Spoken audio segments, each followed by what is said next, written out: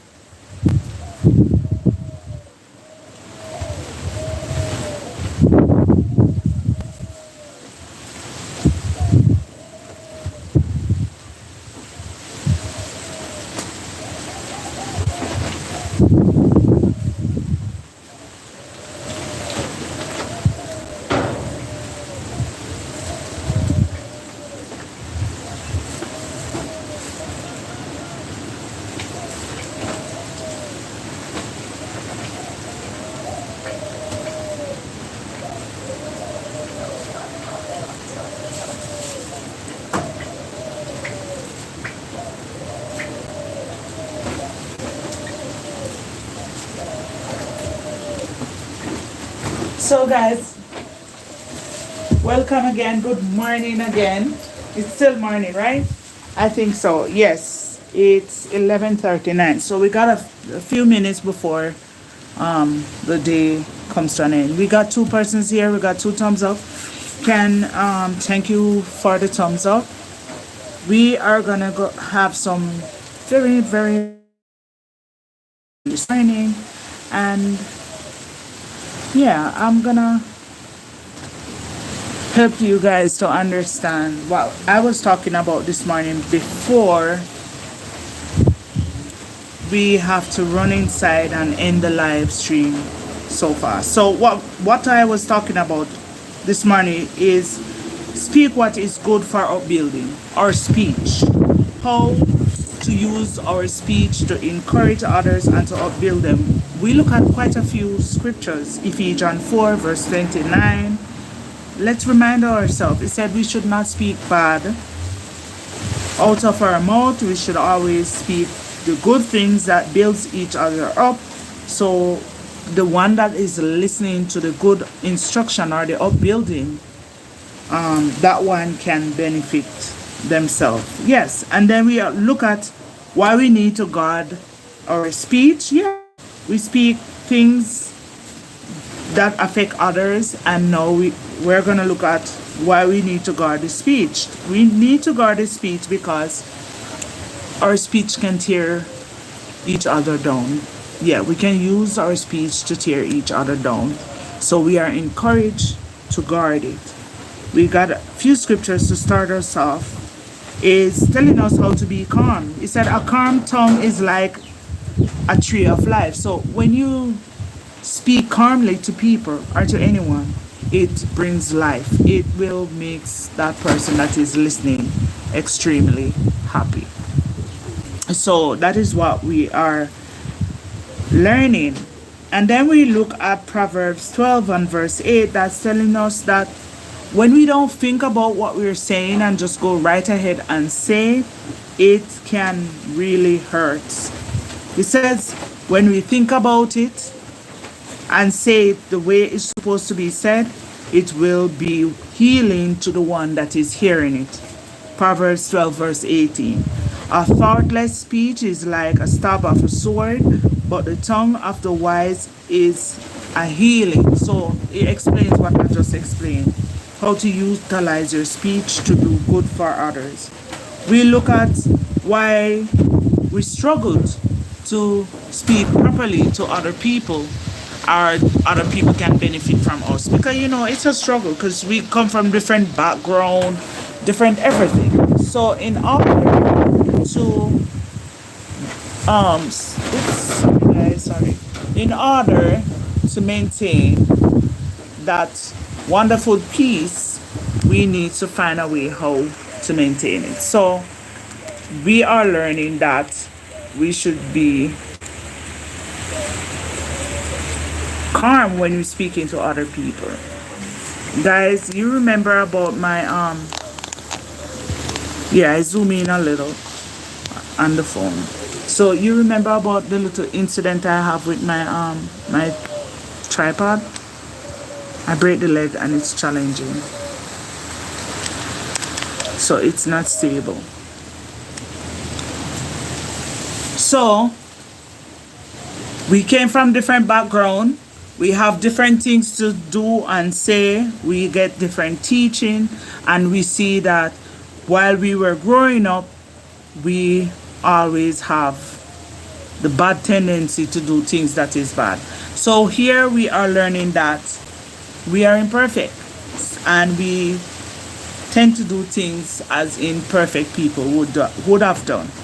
So we have the scripture at James 3 and verse 2 to 4 is telling us that if we don't stumble, we are perfect. And we have to stumble at times. We have to make some mistakes. But mistakes are prone to us because of imperfection. So we can adjust that as well. We can control what we say to others. We do not have to speak negatively. We can control our speech. And when we control our speech, it will help us. I refer to the control of the speech is to the scenario of a swimmer.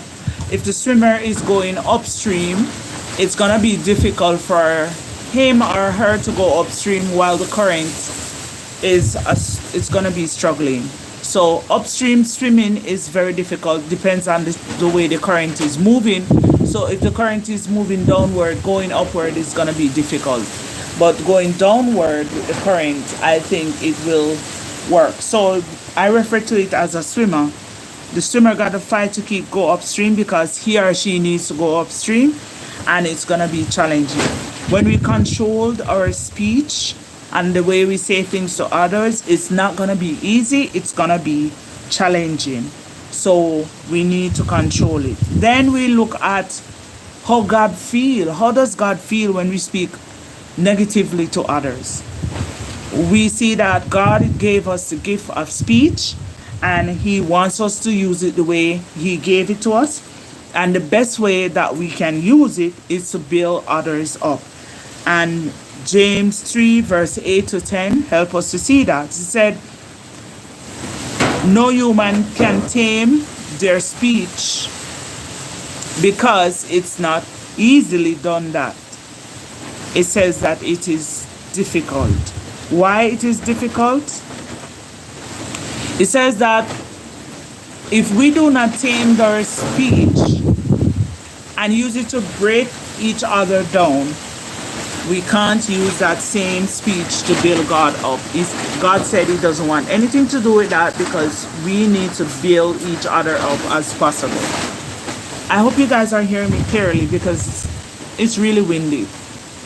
It's extremely windy. The wind picked up back speed today.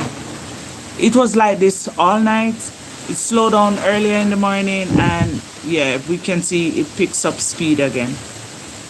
So if you're a Christian, you're serving God, use your speech to build your fellow brothers and sisters up because God is taking note. He says, the same, verse 10, out of the same mouth comes a blessing and a curse. My brothers, it is not right for that thing to happen. So if you're going to bless your brothers, bless them the proper way.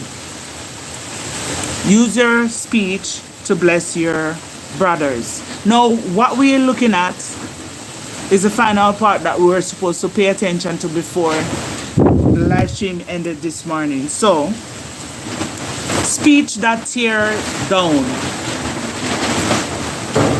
Wow, it's so windy. Oh gosh, guys. It's like we are experiencing a windstorm right now. Oh my god. Guys, for real. Look at the banana tree go. Oh my goodness. Guys, you see that? Whoa. I don't even know if you guys are hearing me correctly. Or clearly, I should say. I keep saying correctly. I don't know if you guys are hearing me clearly, but it's windy. It's windy, guys. But yeah, nature is doing its thing. Let us build each other up. Speech that tears down. Do we use speech that tear each other down? Do we say things that tear each other down? Alright. What kind of speech am I talking about? You might be saying, what kind of speech? So this is the kind of speech I am talking that tears each other down. What kind of language has become part of our everyday speech in today's world? What kind of language? The obscene language. We can call it the curse language. Cursing, profanating, any form of obscene language. They are a part of everyday speech in today's world. That's the kind of language I am talking. That's the kind of speech I am talking about. Speech that does not bring any upbuilding but tear down. The way we utter those language out of our mouth, it does not give at all.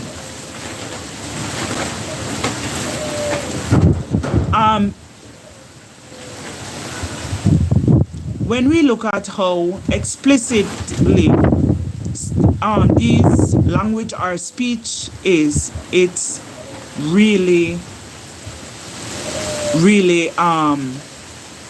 what do they say, a bold vocabulary for most persons, because we want to not, oops, oh my gosh, I break something. We want to not let our children use this kind of language. So we try to grow the kids the way that they are supposed to be grown. Guys, it's raining. I don't know if you can see it, but I'm gonna step away for 2 minutes. I'm so sorry. I didn't want to, but I have to.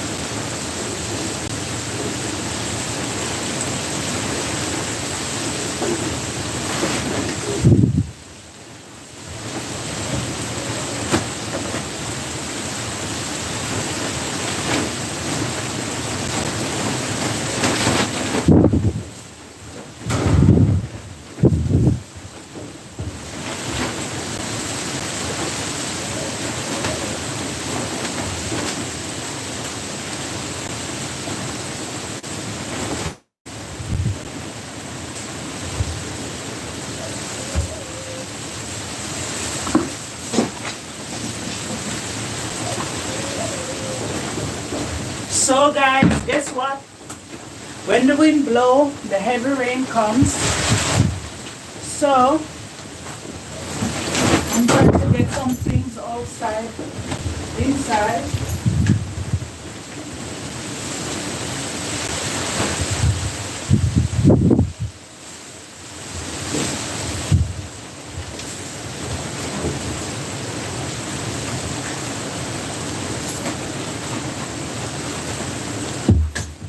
I'm sorry about that, guys. I'm coming. I'm trying to get some things that is outside, inside. It's really important that these things come inside because the wind pick up speed. So I need to get these things inside.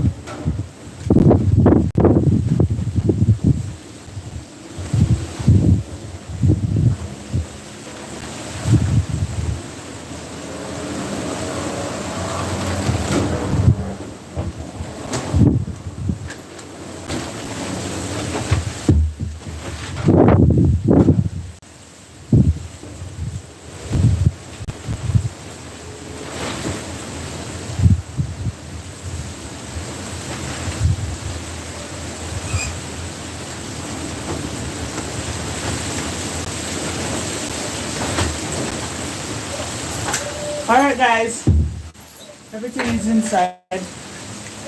The rain can come now. Sorry about that. I really needed to take those things off.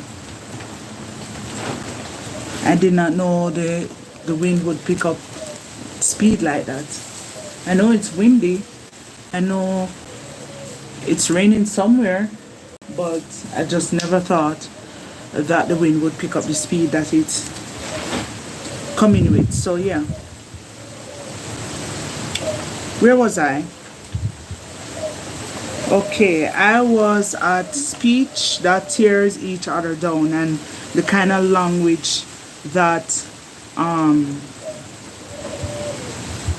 we use, the language that we use in today's world. Obscene language or cursing or profanating, that kind of language that it doesn't build anything up. It just tear down. Now these are bold vocabulary that people are often being, how would I put it? I want to describe it the best way so you guys can understand it. How people are being dragged in today's world. How most persons are respond to other people with these bold vocabulary, and it's not giving.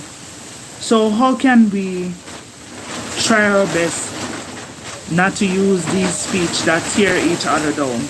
We have scriptural counsel that will help us to not use these speech. Colossians 3 verse 8 said, it says, but now you must put them all away from you. Wrath, anger, badness, abusive speech, and obscene talk out of your mouth. It says you must put these things away from you.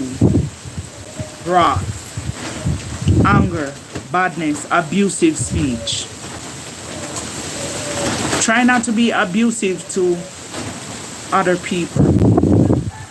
Try to be upbuilding to them at all times. Try use words that build them up in everything that you do.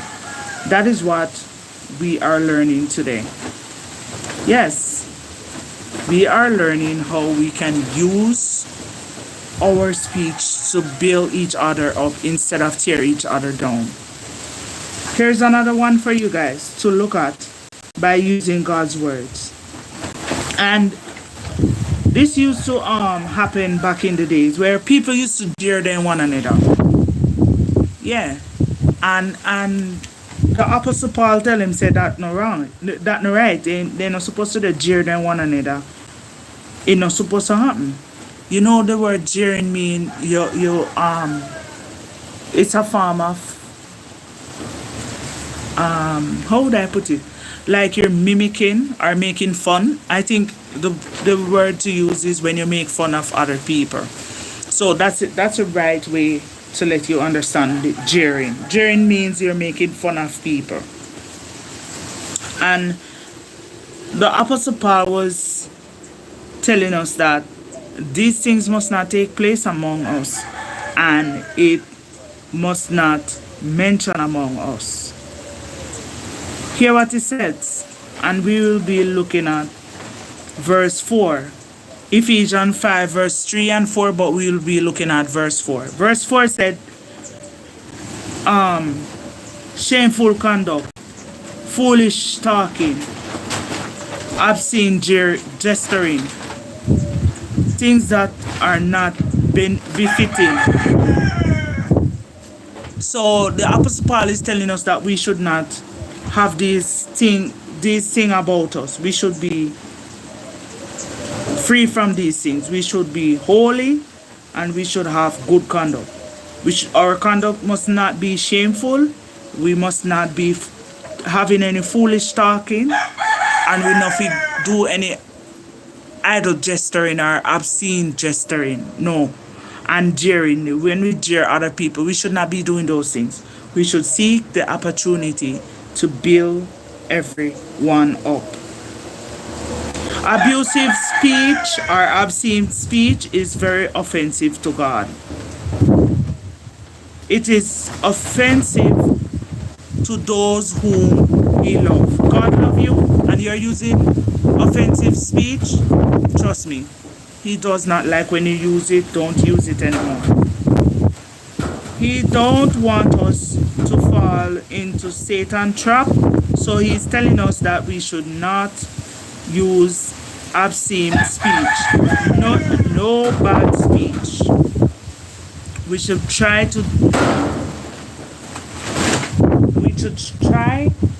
speak upbuilding speech at all times. So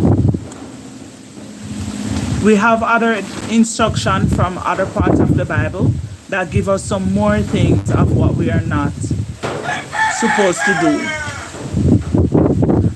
It is taken from Galatians 5 verse 19 to 21. And you can read that in your own time. That one is telling us there are other things that we should stay away from. If we are speaking what is good to others and being upbuilding to others, these three scriptures is very important. Where do you find them? Galatians 5 verse 19 to 21. In your own time you can look at that. Now here's another speech that we do on a regular basis. We do this kind of speech, but we must make sure that we be careful how we utilize it. Gossip. Did you know that there's a gossip called harmful gossip? Yes, harmful gossip. When you gossip about things that hurt other people and push them to the edge, there is a harm in gossiping. Slanderer. Gossip is idle talk about people and their lives. We should try not to do that because gossip can be very harmful. Slandering is harmful too. So bad gossip comes from the word harmful gossip. If it's bad, it's harmful. It will cause problem. Are you a Christian? Are you baptized? You need to practice what is positive. Your conversation needs to be positive. It needs to be helpful, and it should not harm anyone. God is taking note of you.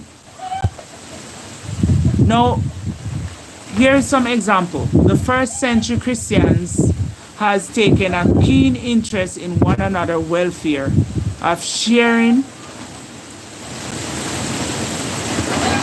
appropriate information about fellow believers. How can we know that this thing happened back then?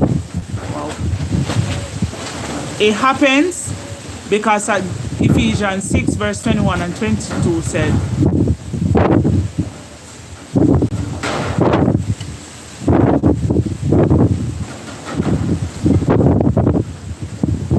guys, it's windy, that's why I'm pausing, because I want the wind to calm down a little and then I start again.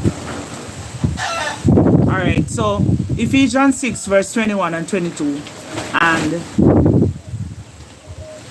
this encouragement was saying, "Know so that you may also know about me and how I am doing. A beloved brother and a faithful minister in the Lord will make everything known to you. I am sending him to you for this very purpose, so that you may know how we are and that we may comfort your hearts." Now, when one faithful brother was sending another faithful brother to inform the congregation,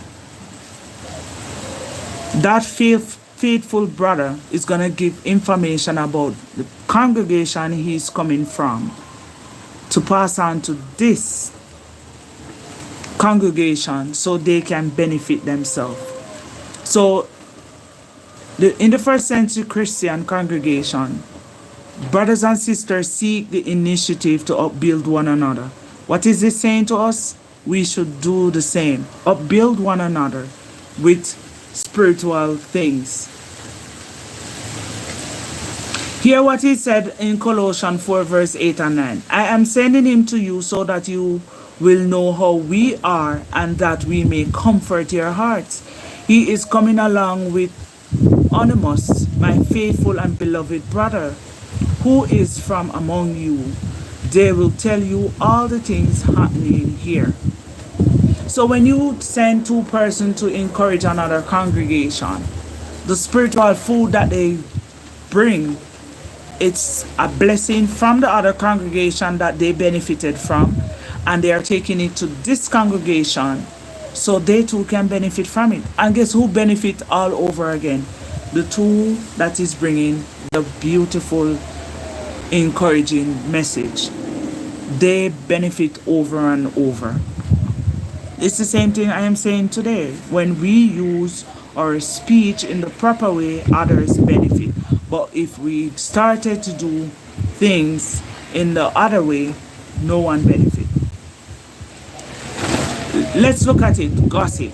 Gossip, it can be harmful if it is distorts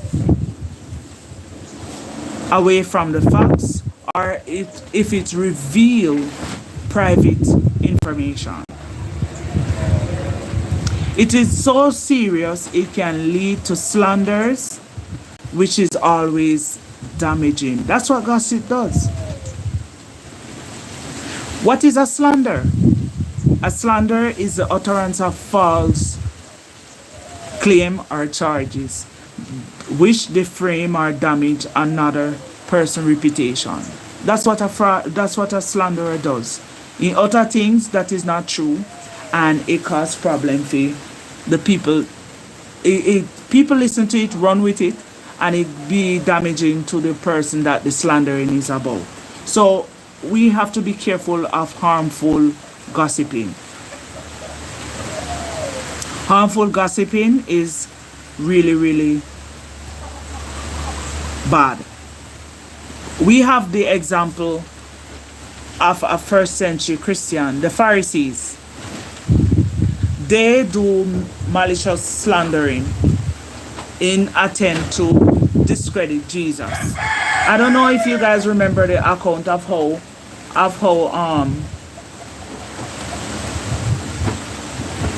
this young lady was demon possessed, and she started to say things that weren't true, and they have to stop her from speaking because she was discrediting Jesus in that way. How do we know that? And you might have been asked, you might have said to me, so where can I find this information? Matthew, the Bible book of Matthew 12, verse 22 to 24. Then they brought him a demon-possessed man who was blind and speechless. And he cursed him so that the speechless man would speak and see. Well, all the crowd was astounded and began to say, May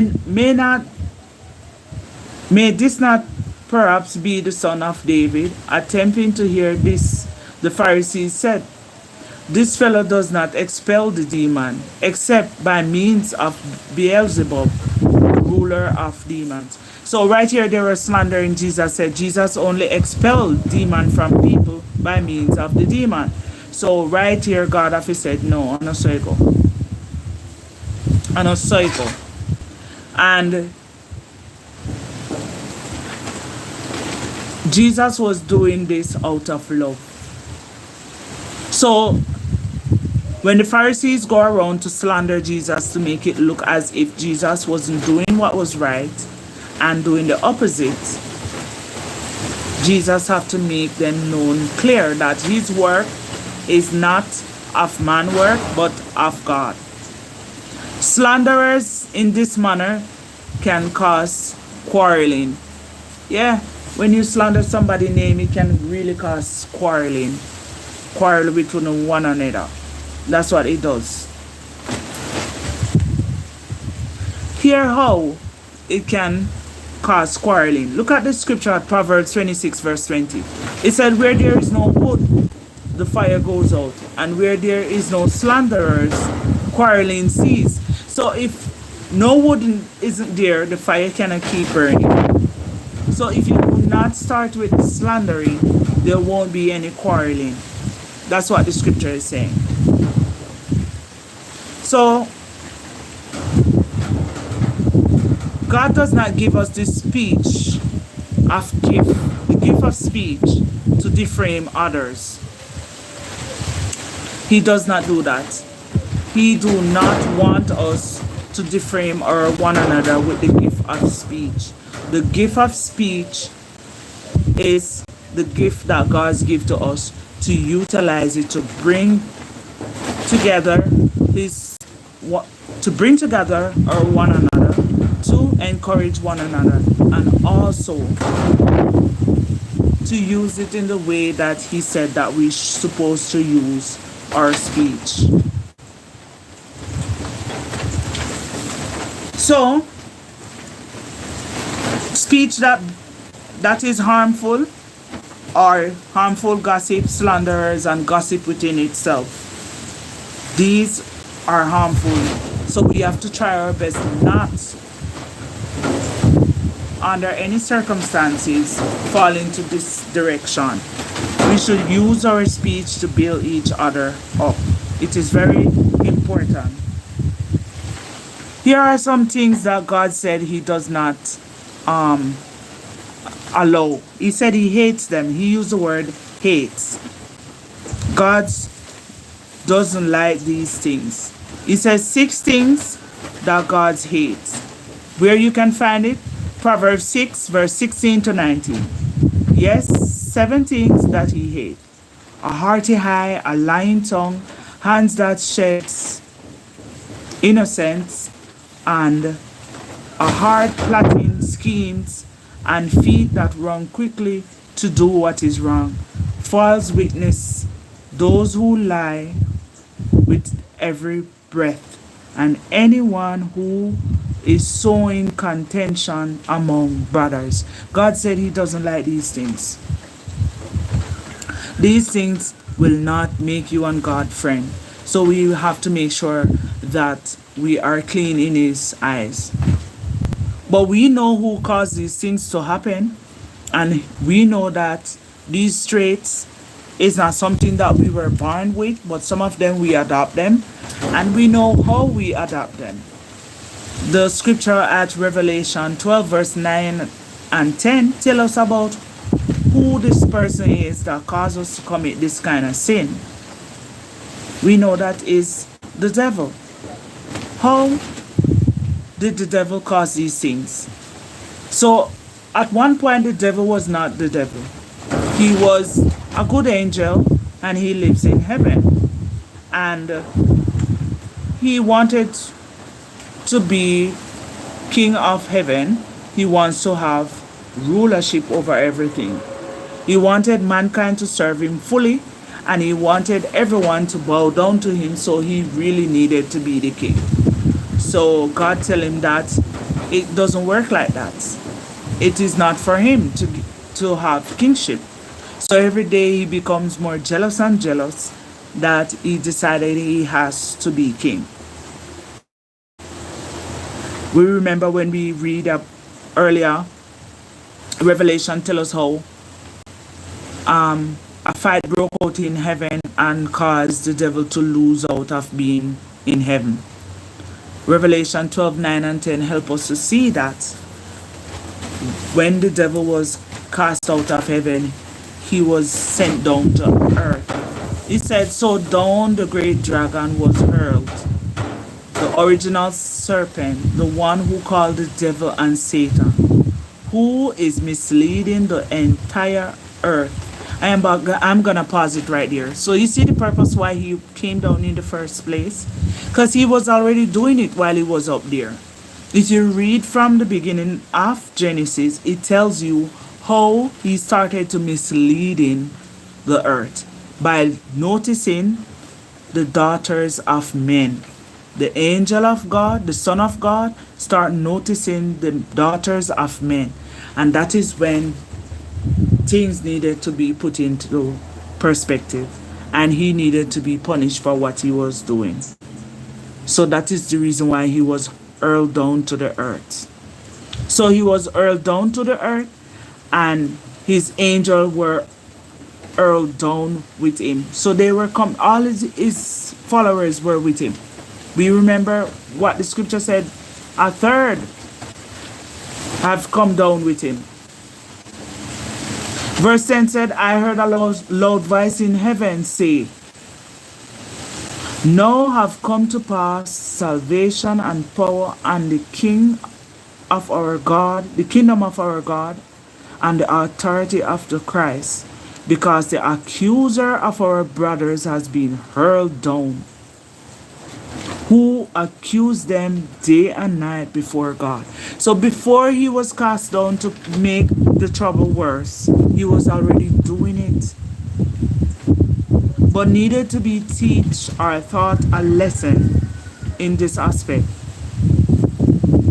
If we continue to read more, we will see how he has been running out of time, so he's speeding things up while he's on earth. He's doing what is needed to be done so he can gain as much persons as he can gain to overpower mankind. But we know that God won't let it happen. So we see that the slandering, the gossiping are from the devil.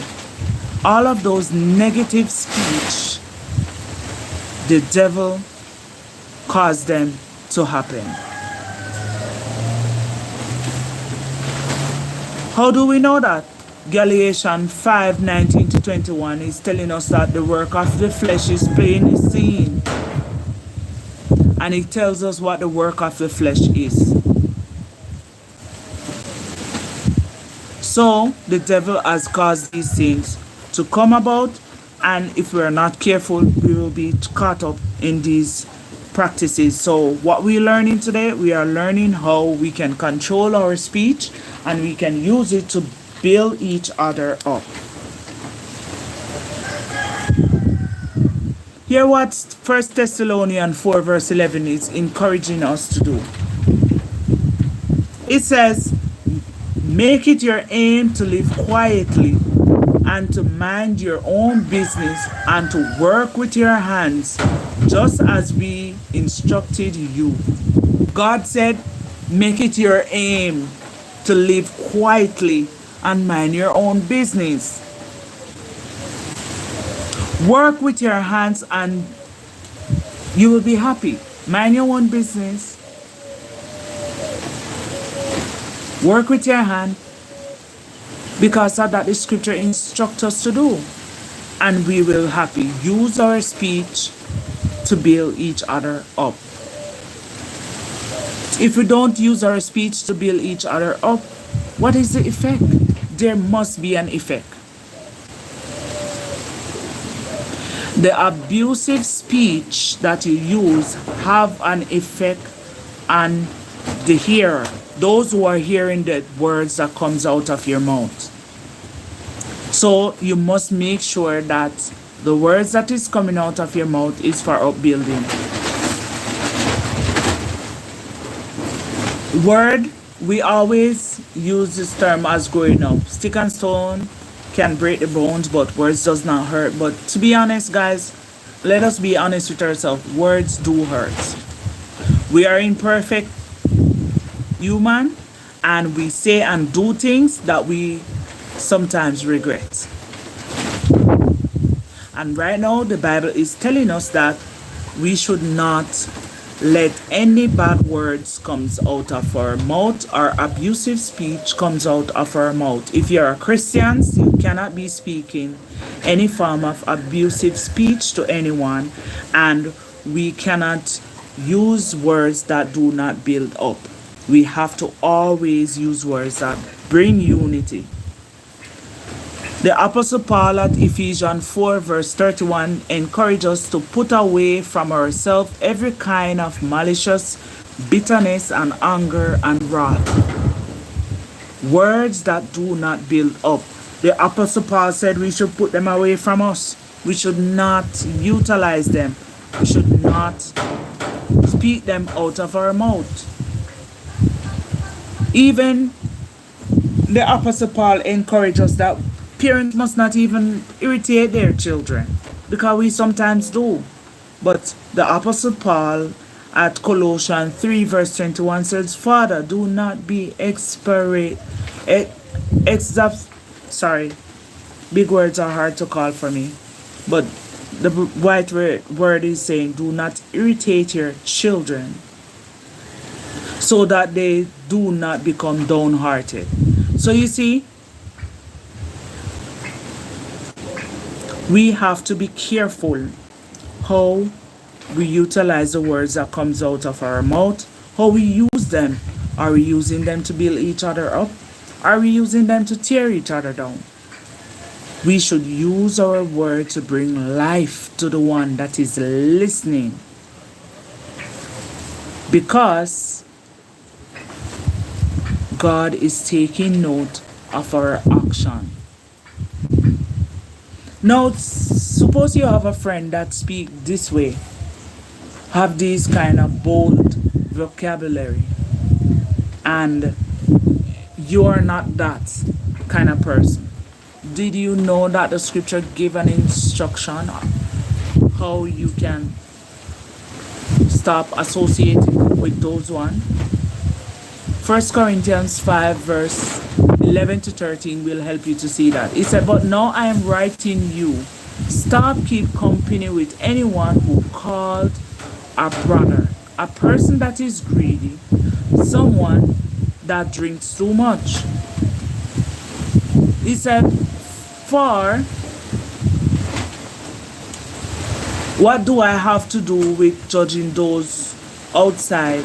Do you not judge those on the inside? So if you are keeping company with someone that is having this kind of behavior and you're judging other people on the outside that has a kind of behavior, you're a hypocrite to what you're saying to that one. But if you look at the friends that you keep and choose your friendship wisely, stop associate with those one that are doing what is bad, then you will benefit yourself. Because guess what? If you judge the one that is doing it on the outside and do not judge the one that you're keeping company with on the inside, guess who is going to hold you accountable? God is going to hold you accountable. He said, while God judged those on the outside, you must make sure that you yourself are ready to make the changes on the inside. Because guess what? The scripture said, do you not know that an unrighteous person or people will not inherit God's kingdom?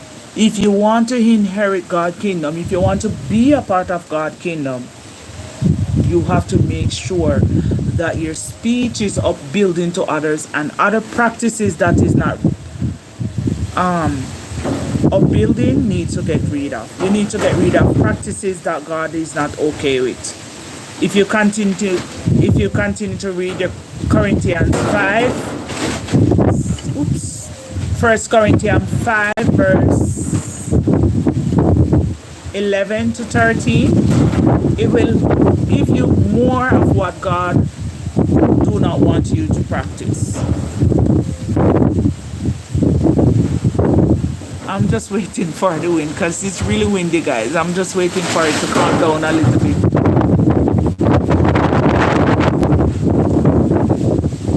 I'm just waiting for it to calm down a little bit and then we start again.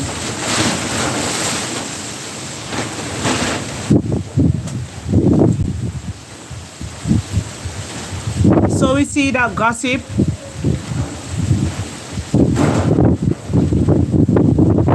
slanderer, and harmful gossip is not acceptable. God said we should not practice these things. We should not use speech that bring each other down. We should use speech that build each other up. Now, I've been talking about building each other up with speech, but you might be saying, what kind of speech, what kind of words that is good for upbuilding? What kind of word that is good for upbuilding? Here's a scripture that will help you to see a good word that is good for upbuilding. Titus 2 verse 8. Use wholesome speech that cannot be criticized, so that those who are opposed may be put to shame, having nothing negative to say about us. Use words that do not criticize. So the one that is causing you any form of hurt will be put to shame. When you respond positively to a negative comment, the one who made that comment will feel shame, will feel regret. The more you speak what is positive, no one will have nothing negative to say. So you're setting a fine example. That's what this scripture is trying to say.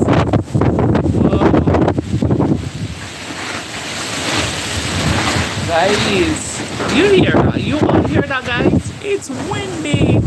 OMG. It's raining, but where?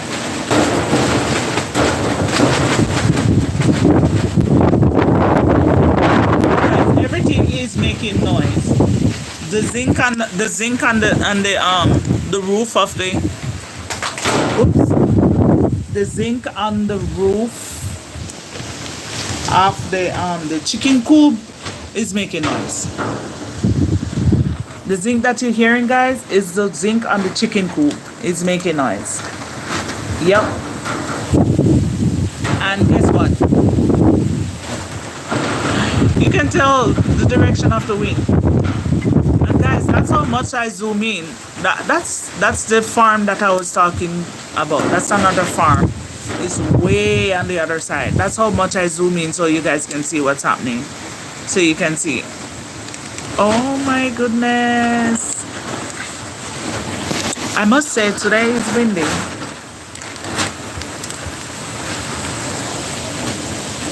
So, Titus 2 verse 8 helping us to see wholesome speech that do not criticize. So the person that may offended you, when you respond positively with the positive speech, that one will put to shame because of what he or she may have said. And when you keep on speaking positively, others that are taking note will never have nothing negative to say. When we utter words that are good for upbuilding, we need to keep this in mind. It is very important that we use upbuilding speech. The speech should be true that we are talking about, whatever we are talking about. It should be the truth, it should be wholesome, and it should be kind. Remember those three things. It should be wholesome, it should be the truth, and it should be kind. When you are kind in what you're saying, when you are truthful in what you're saying, and when it is wholesome, it will be upbuilding. That's the kind of speech we're talking about. Upbuilding speech. Here is a principle of upbuilding speech. And we're gonna ask ourselves some good questions. I love this part because when you set questions that you ask yourself, you will also be practicing ways to better yourself when you upbuild yourself, or to utilize words that will help others. Now, what are the three characteristics of upbuilding speech? Here is three. Wholesomeness. When you talk wholesome, when you speak the truth, and when you are kind. Wholesome talk, truth in what you're saying, and kind with your words. These three words will help you to use upbuilding speech towards others. Here is a principle. The principle is found at Colossians 4 and verse 6. Let your words always be gracious, seasoned with salt, so that you will know how you should answer each person. Let your words be gracious, seasoned with salt. You ever eat an unsalted food? If you have hypertension and you have high blood pressure, and then always the pressure is always high, very high on a regular basis. Sometimes the doctor will tell you no salt, and the food has no taste. It's tasteless. So God's word is helping us to see that we need to put a little salt in our speech. Our words need to be seasoned. It needs to have flavor. It needs to have taste. So the one that is going to listen to what we are saying benefit themselves. Let me repeat it again. It's a principle and we need to apply it. Colossians 4 and verse 6. Let your words always be gracious, seasoned with salt, so that you will know how you should answer each person. That's what it's saying to us. Oh my gosh. Oh my gosh, the wind is very strong. Yes. Here is some question you can ask yourself. When was the last time you give someone a specific commendation? You know, when was the last time you commend someone, that a specific commendation? You look at the person and said, oh my God, you're so nice. When was the last time you be so nice? Here is a scripture counsel. When you ask yourself that question, these scriptures can help you to apply it so you can act it out, or the word that I'm trying to use is you can do it. It called for action. So 1 Corinthians 11 verse 2, I command you because in all things you reminded me, and you are holding fast to the tradition just I handed them on to you. God is reminding us that we need to speak. Also, we need to speak the truth. We need to be kind in our speech so others can benefit. Here's another scripture you can look at. God is taking notes. So if we do not practice it, he will know, because he's taking note. Revelation 2 verse 1 to 3. This was to the congregation in Ephesus. It says, to the angel of the congregation in Ephesus, write these. These are the things that he says, who hold the seventh star in his right hand, and walks among the seven golden lampstands. I know your deeds, and your labor and endurance, and that you cannot tolerate bad things, and that you put to the test those who say they are apostles, but they are not, and you found them to be liars. So God said, he know you, he know your deeds, he know your labor. He is the one allowing things to take its course, and if he found that you're a liar, he is not going to be happy. Verse 3 said, you are also showing endurance, and you have persevered for the sake of my name, and have not grown weary. So God said, persevere, be positive in your speech, and keep on doing it, because he is the one taking notes. I am going to repeat the question again that you can ask yourself. When was the last time that you offered to someone a specific commendation? When was the last time you commend the person, you look at the person and commend them for the good work that they are doing? Here's another one you can ask yourself, and it's very, very good for us to ask ourselves. Do I express my respect for others by saying please and thank you? You know, some people don't like to say please and thank you. But you need to ask yourself, do I show respect when I say please and thank you? I remember working for a particular company. You see the boss? The boss don't know what is please. The boss don't know what is thank you. The boss is so disrespectful. That boss has no manners. Sometimes I really wonder what background that boss is from. That's a firm. I used to work with a firm where the boss has no formal manners. So my question here, do I express my respect for others by saying please and thank you. Here is a scripture that will help you to see that it is necessary to ask yourself these questions, and it is very necessary that we carry out these questions.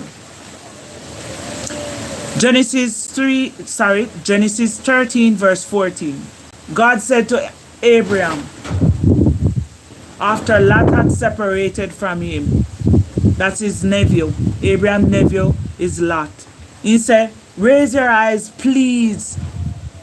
I wonder if you hear what I'm reading, guys. Raise your eyes, please, and look from the place where you are to the north and the south and the east and the west. You see, God is above every one of us. And God showed Abraham that he respects him. And who is the one taking the lead?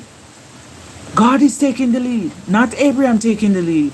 Abraham is listening to the instruction from God. And while he's giving Abraham the instruction, God said to Abraham, please raise your eyes.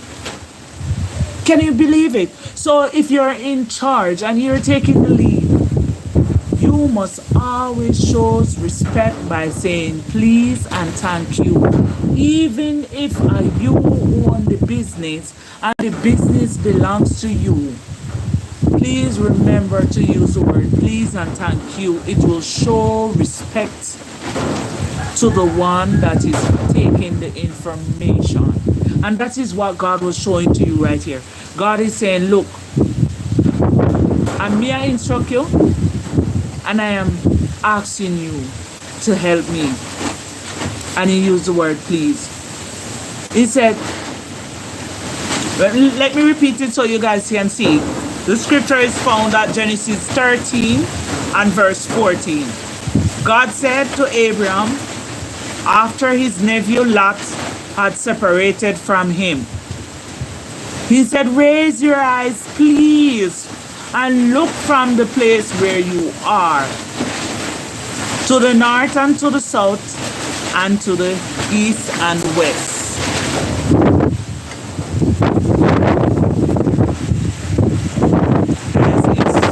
The wind is strong. It's strong. Nature is naturing. Yeah.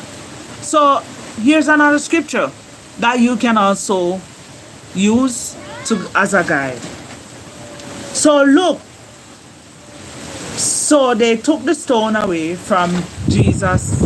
Then Jesus raised his eyes towards heaven and said, Father, I thank you that you have heard me. This is when Jesus raised Lazarus from the dead. And Jesus prayed. And when they rolled the stone away for Jesus to wake Lazarus, Jesus said, Father, thank you that you have heard me. So it shows Jesus respect his Father. It's the same way. Do you express respect for others by saying please and thank you? These two scriptures will help you to see that we are not too proud to say the word please and thank you. We should not be too proud. And the position that we are in should not eliminate the fact that you should use the word please and thank you. No, it doesn't lower your standard. It actually builds your standard. It makes people see how respectful you are to others, and it draws people closer to you. Here's another question that you can ask yourself. In the conversation that you have, do you speak mainly about yourself? Or do you use interesting thoughts and feelings of others? Do you do that? Do you talk about yourself, or do you think of the other one feeling, other people feeling, their thoughts? What do you think? Do you do that? If you don't, here's a scripture to help you to see that you need to not just think of yourself alone, but others should be a main interest as well.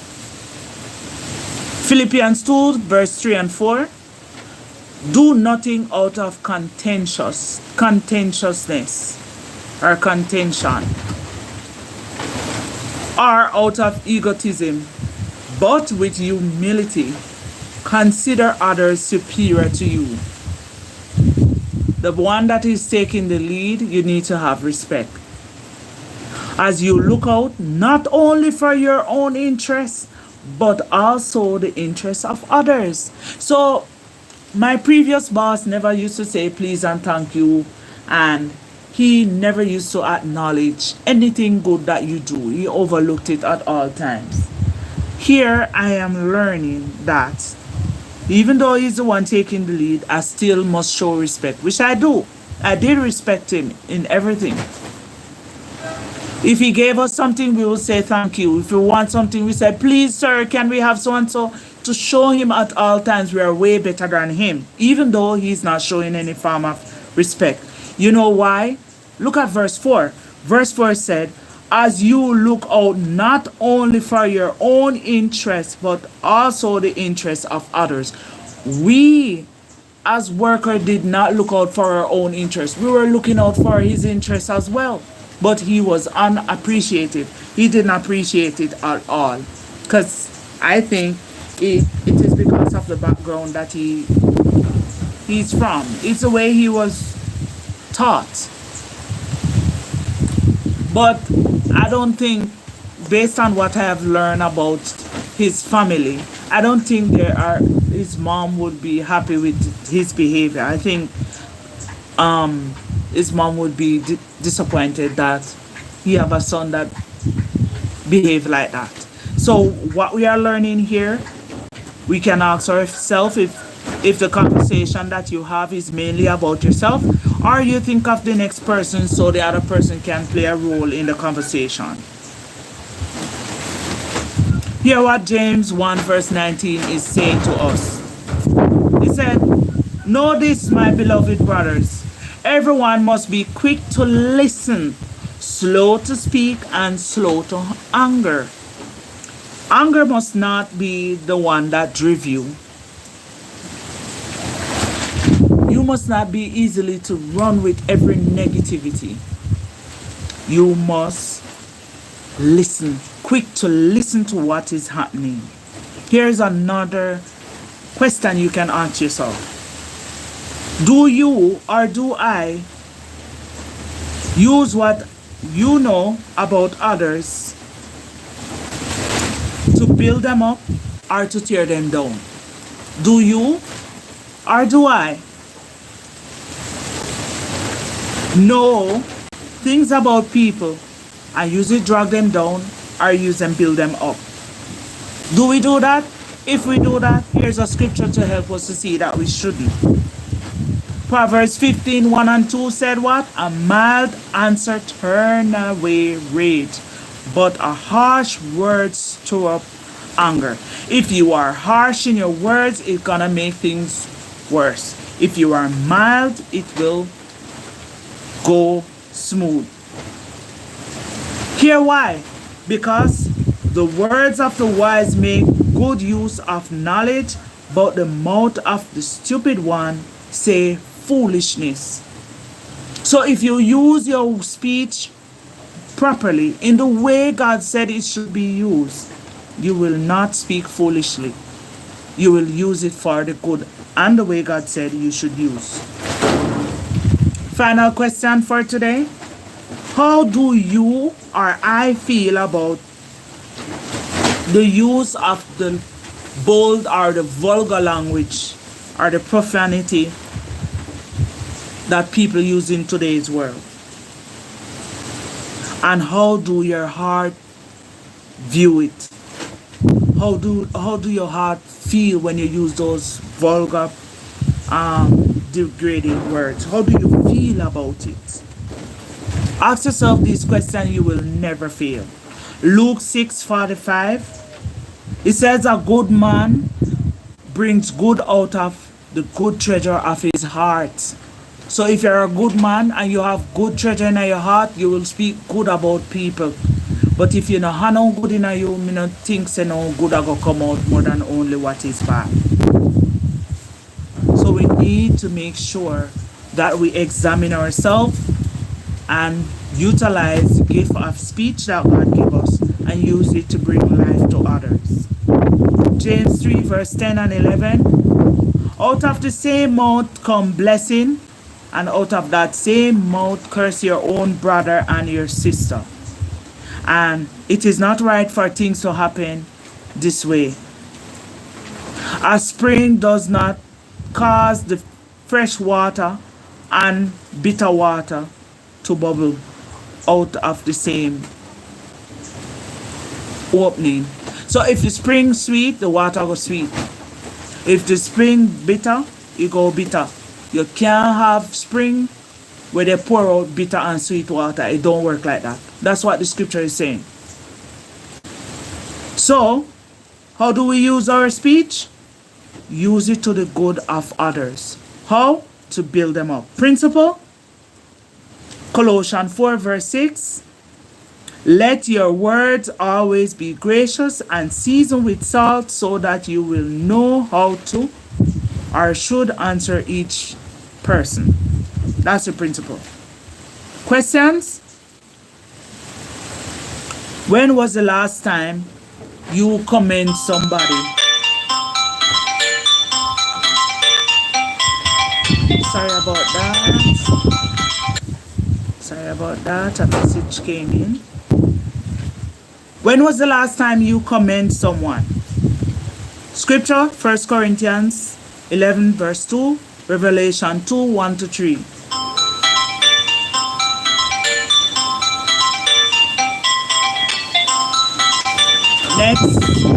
Next question. Do you show respect to others? Do you express please and thank you to them? Genesis 13 verse 14 and John 11 41. If God can say please and if God can say thank you, who are we not to practice that? We need to practice it. We need to ask ourselves this question. Next one. When you are having a conversation, does it always revolve around you alone? What about the next person? Don't the next person count?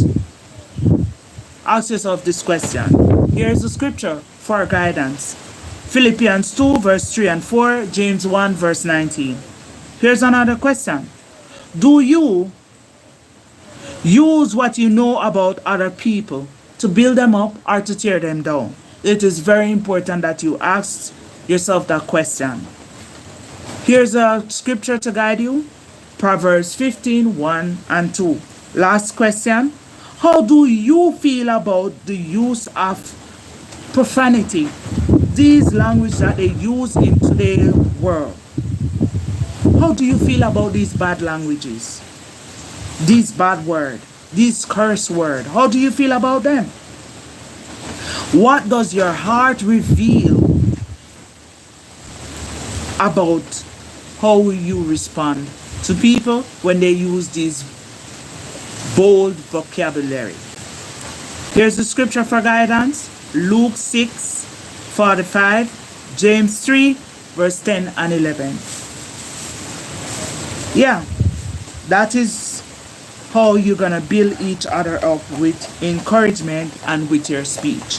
What we will be looking at next time?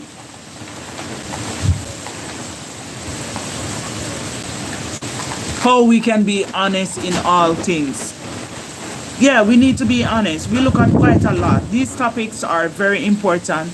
No one is perfect. We are imperfect, guys, and we do things without thinking. And we will be looking at how we can be honest in all things. We can be honest in our marriage. We can be honest in our relationship. We can be honest in our work. We can be honest in our speech. Everything that we think of that is good for our building, we can be honest in it. Here is the scripture guideline for you to look at. And it is taken from Hebrews 13 verse 18. That will guide you to the question that we ask. So we'll be looking on that topic next time. Be honest in all things. How do we do it? See you guys, and thank you for listening. It's a windy day, and this is where I'm gonna say stay blessed, and I'll see you guys in the next one. Bye.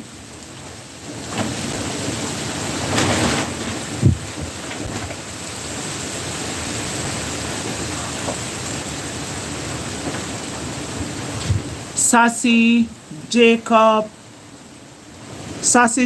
Malachi, I hope you all enjoy today's discussion. I'm so sorry about this morning. I had to cut it short because it was raining. So I picked up back where I left off. So I catch you guys in the next one, and stay blessed. Bye. Bye, everyone.